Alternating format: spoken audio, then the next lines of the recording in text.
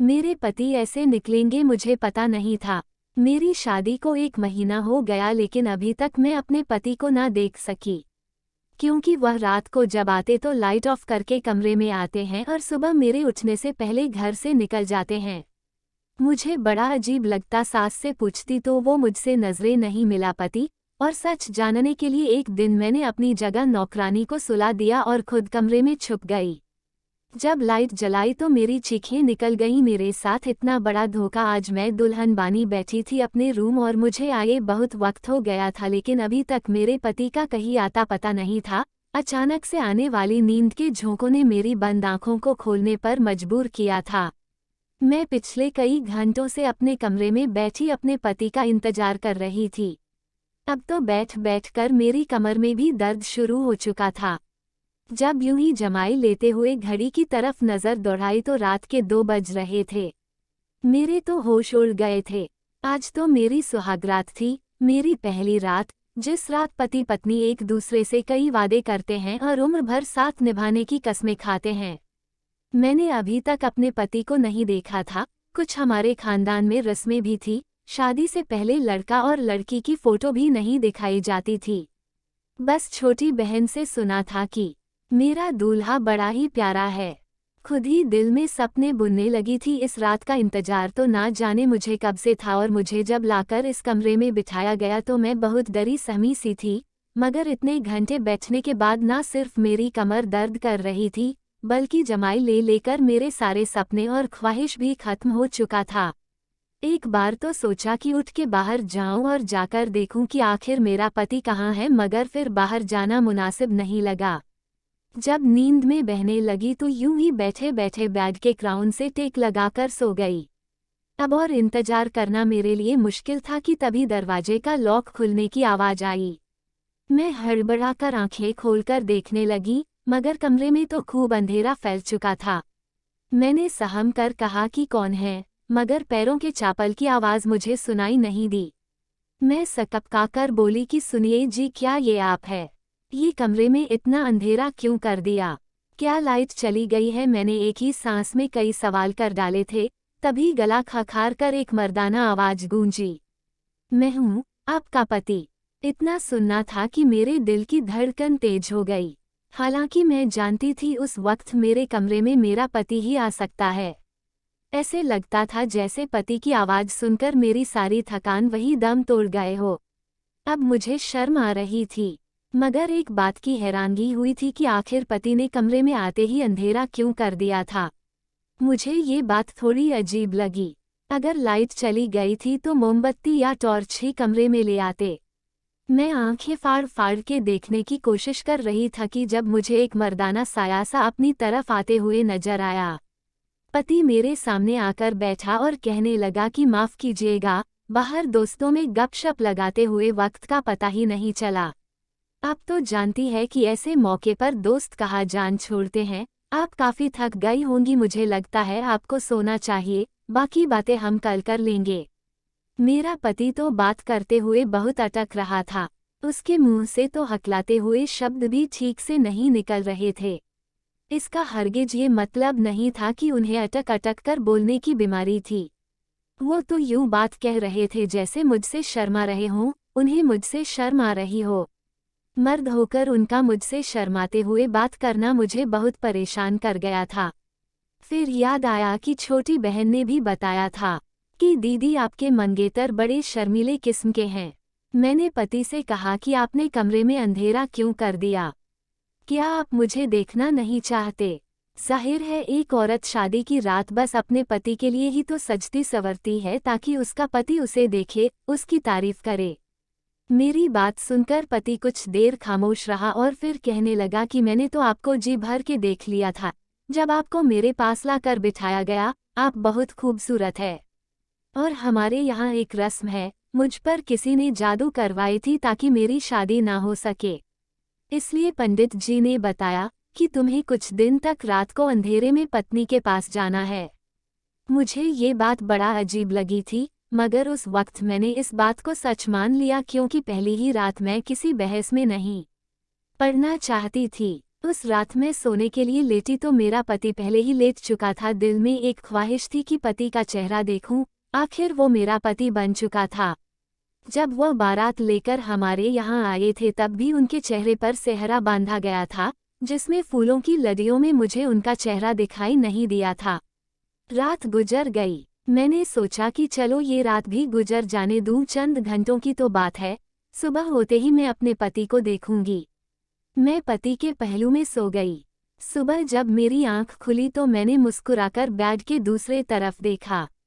मैं चौंक कर उठ बैठी, क्योंकि बेड तो बिल्कुल खाली था, वहां पर तो मेरा पति ही नहीं था। वॉशरूम भी खुला था। मैं हड़बड़ा कर उठ बैठी और कमरे से बाहर निकल आई। बाहर आकर देखा तो मेरी सास परेशान सी बैठी थी। मुझे देखकर उनके चेहरे पर फौरन मुस्कुराहट छा गई, मगर उन्होंने कुछ पढ़ते हुए मुझे इशारों से अपने पास आने को कहा। मैं उनके पास गई और साथ साथ आसपास अपने पति को भी देख रही थी कि वो कहाँ चले गए। मैं सास के पास गई तो उन्होंने फौरन मुझ पर फूंक मार दी। शायद वो कुछ पढ़ रही थी और वह मेरे लिए ही पढ़ रही थी, जो उन्होंने मुझ पर पढ़कर फूंका था। ये देखकर मुझे पति की बात याद आने लगी। शायद ये मेरे और मेरे पति के लिए ही था। लगता था सचमुच में उन पर कोई जादू हुआ है। तभी तो सास भी मुझ पर कुछ पढ़ के फूंक रही थी। मैंने उनके पास बैठते ही सवाल किया कि वो कहाँ है। मुझे तो कहीं कमरे में नजर नहीं आए। तो सास दूसरी तरफ देखते हुए कहने लगी, बेटा वो काम पर जा चुका है। मैंने घड़ी के तरफ देखा तो सुबह के 8 बजे बज रहे थे और ऑफिस का वक्त 10 बजे से शुरू होता है। फिर 8 बजे वह कैसे चले गए?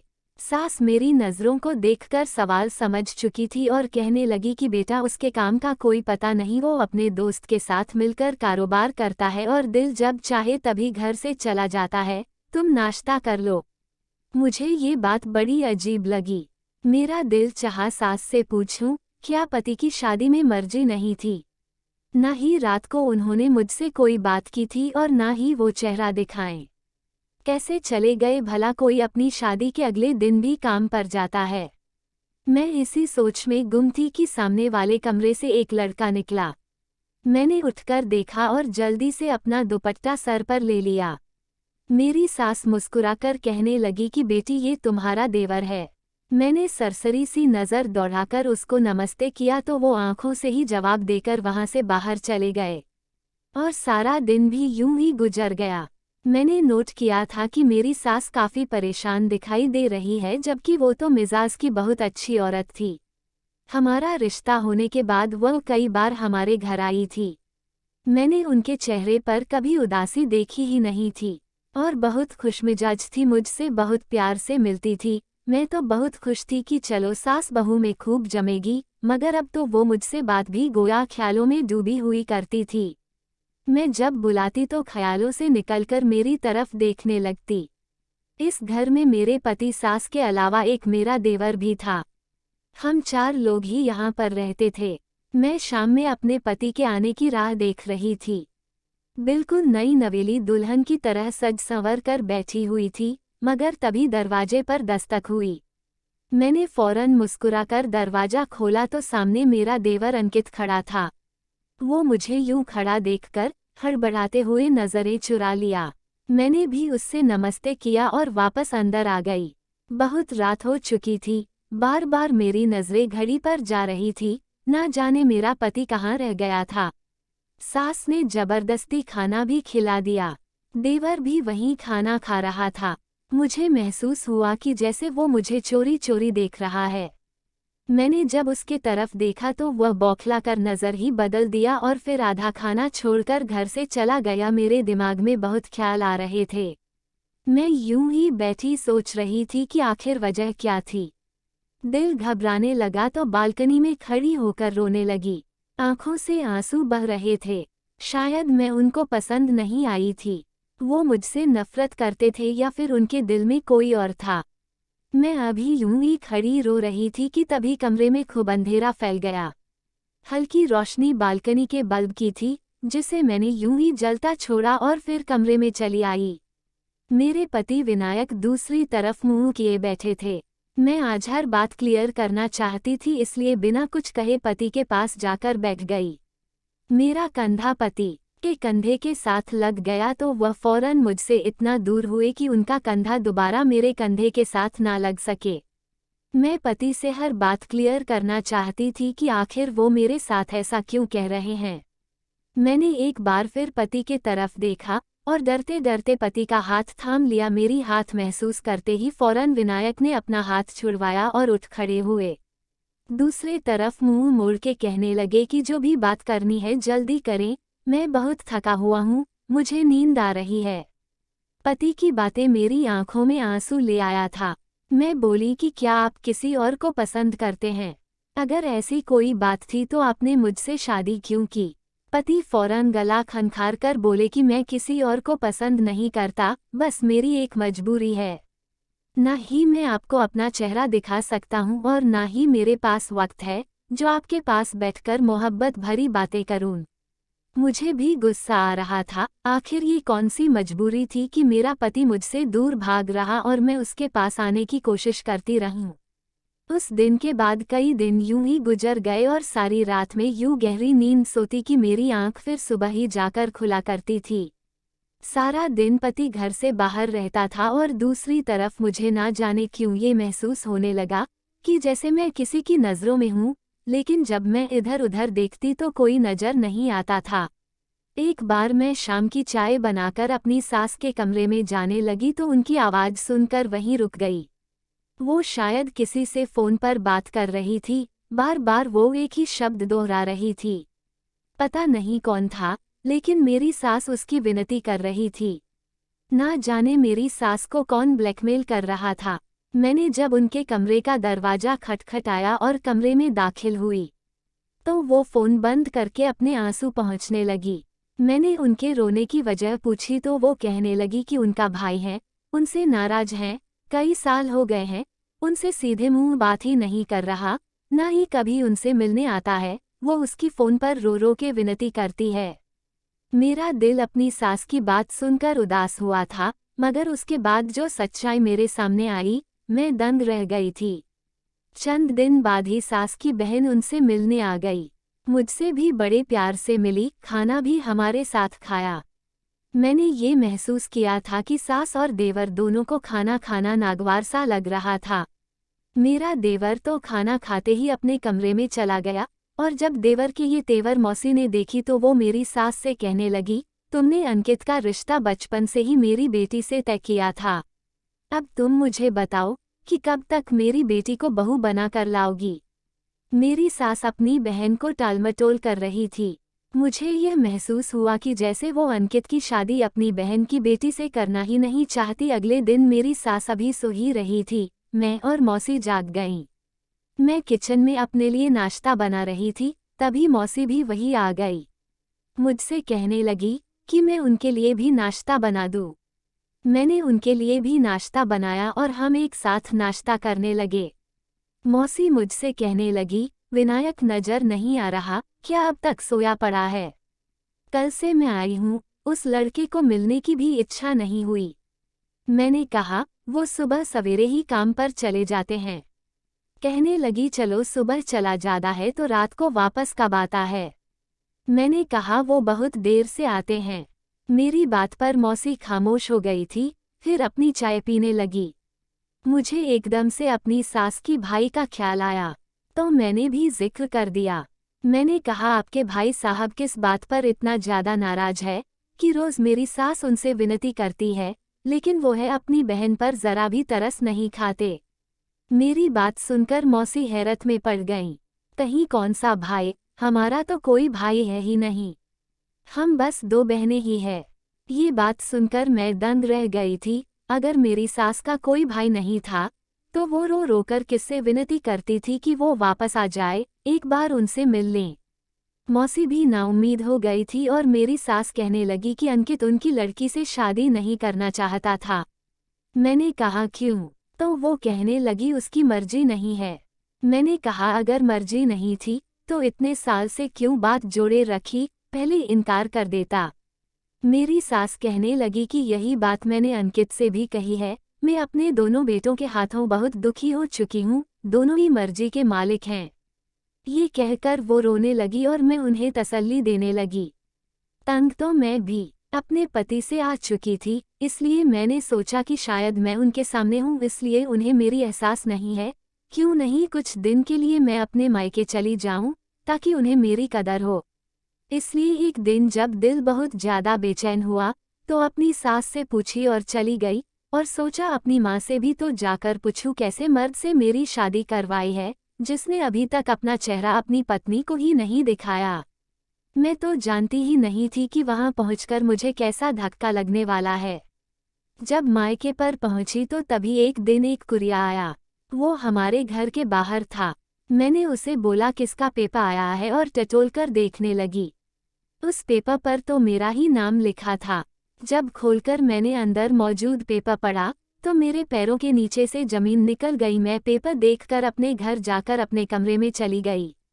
मेरे दिमाग से सोचने समझने की क्षमता सब कुछ खत्म हो चुकी थी। मेरे साथ कौन सा खेल शादी के नाम पर खेला जा रहा था। जो पेपर मेरे हाथ में थे वो देखकर जो हकीकत मुझ पर खुली थी, मैं चकरा कर रह गई। दिन में अपने घर पर ही बैठी रही। मैंने अपनी छोटी बहन से कहा वो मुझे मेरे पति की फोटो दिखाए, जो कि शायद उसने शादी के मौके पर खींची थी, क्योंकि मैंने तो अब तक अपने पति को नहीं देखा था। मेरी बहन ने मुझे एक फोटो दिखाई जो खाना खाते वक्त ली गई थी। वो बहुत अच्छा और नौजवान लड़का था।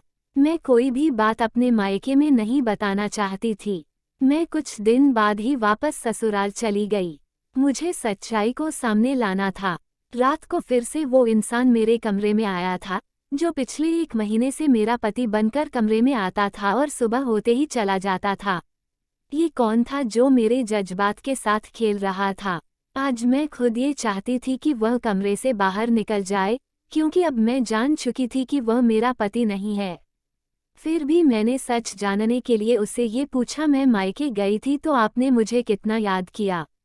मेरे सवाल पर वो गड़बड़ा कर कहने लगे, जाहिर है आप मेरी पत्नी है, मैं कैसे आपको भूल सकता हूँ। मैंने कहा मुझे आपको देखना है, आज मैंने शादी की फोटो में आपको देखा था। वो मेरी बहन ने खींची थी, इसलिए दिल में आया है कि 1 महीना गुजर गया है, मैं आपको क्यों ना देख लूं। मैं नहीं मानती ऐसी किसी भी जादू को। अब आप खुद लाइट जलाएंगे या मैं जला दूं। वो कहने लगे कि मैं पहले भी आपसे कह चुका हूँ कि मेरा इलाज चल रहा है और आप इस इलाज को सच मानती है या झूठ, लेकिन मैं ये इलाज करवाए बिना आपके सामने नहीं आऊँगा। अगर आप मुझे रोज़ यूँ तंग करेगी तो मैं आज के बाद आपके कमरे में भी नहीं आऊँगा। और ये कहकर वो कमरे से बाहर निकल गए। मैंने अगले दिन उनसे माफ़ी मांगी और वो फिर से मेरे कमरे में सोने लगे, लेकिन उनके सोते ही मैं सोफे पर जाकर सो जाती थी। मैं सोच रही थी कि किस रात उस इंसान का सच सबके सामने लाऊं। अगले दिन मैंने अपनी नौकरानी को ये कहकर घर पे रोक लिया कि मेरी तबीयत कुछ ठीक नहीं है। उसने भी कोई ऐतराज नहीं किया था। रात को मैंने नींद की दवा दूध में मिलाकर नौकरानी को वो दूध पिला दिया और उसके बाद उसे अपने बिस्तर पर सुलाकर खुद कमरे में छिप गई और वहां छुपी जहां कमरे की लाइट के बटन लगे हुए थे। रात को काफ़ी देर बाद वो इंसान मेरे कमरे में आया और बेड के दूसरे तरफ बैठ गया कि मैंने फ़ौरन से लाइट जला दी। और जब मैंने उस इंसान को देखा तो मेरे होश उड़ गए। वो तो मेरा देवर था। तो क्या पिछले 1 माह से मेरे कमरे में वही आ रहा था। वो मुझे हैरत से देख रहा था। मैंने कहा कि तुम्हें शर्म नहीं आई यूँ मेरे कमरे में आते हुए। उसने कोई जवाब नहीं दिया। मैंने वो पेपर अलमारी से निकालकर उसके मुंह पर मारा और रोने लगी। वो पेपर डिवोर्स के पेपर्स थे, जिसमें खत भी मौजूद था, जिस पर लिखा था कि मैं किसी और से शादी करना चाहता था, लेकिन मेरी माँ ने जबरदस्ती मेरा रिश्ता तुमसे तय कर दिया और मेरे लाख मना करने के बाद भी मेरा तुमसे विवाह करवा दिया। लेकिन मैं शादी की रात ही भाग गया था और अब तुम्हें डिवोर्स पेपर भेज रहा हूँ ताकि तुम जिससे चाहो शादी कर लो। उस वक्त मैं चकरा कर रह गई थी कि जब मेरा पति शादी की पहली रात ही भाग गया था तो कौन मेरे कमरे में आता है। और मेरा देवर मुझे धोखा दे रहा था। मैंने उसका कॉलर पकड़कर उसे झकझोर के रख दिया कि उसने मेरे साथ ऐसा क्यों किया। वो कहने लगा, मैंने आज तक आपके साथ ऐसा कुछ नहीं किया कि आपको या मुझे शर्मिंदगी उठानी पड़े। मैंने जो कुछ किया अपनी माँ के कहने पर किया है, क्योंकि विनायक भाई शादी की रात ही भाग गए थे। मेरी माँ डर गई थी कि अगर यह बात फैल गई तो क्या होगा, इसलिए मुझे कमरे में जाने का कहती हैं, ताकि आपको इस बात का शक न हो जाए और बात बंद मुट्ठी में ही रह जाए। लेकिन मैंने आपके साथ कुछ भी गलत नहीं किया। मैंने कहा मैं यहाँ सिर्फ सच जानने आई थी। तुम्हारा भाई मुझे डिवोर्स दे चुका है, इसलिए मेरा इस घर से कोई रिश्ता नहीं। मैं अगली सुबह अपने मायके चली गई और सारी बात अपने घर वालों को बता दी। मगर कुछ माह बाद मेरी सास हमारे घर आ गई। उन्होंने मेरे घर वालों से माफ़ी मांगी और मेरा रिश्ता अंकित के लिए मांगने लगी। कहने लगी, अब अगर अपनी बेटी की शादी की तो आपको अच्छा रिश्ता नहीं मिलेगा, गलती मेरे बेटे का है और सजा आपकी बेटी को क्यों काटनी पड़े। मैंने विनायक से बहुत विनती की कि वो वापस आ जाए, लेकिन वो नहीं आया और इसके लिए मैं बहुत शर्मिंदा हूँ, लेकिन मैं अपनी गलती को सुधराना चाह रही। मेरे मम्मी पापा ने मेरा विवाह अंकित से करवा दिया। सच ही कहते हैं कि एक औरत ही औरत का घर बर्बाद भी करती है और आबाद भी करती है। आज मैं अंकित के साथ बहुत खुश हूँ। अंकित और मेरी सास ने विनायक से सारे रिश्ते खत्म कर दिए हैं।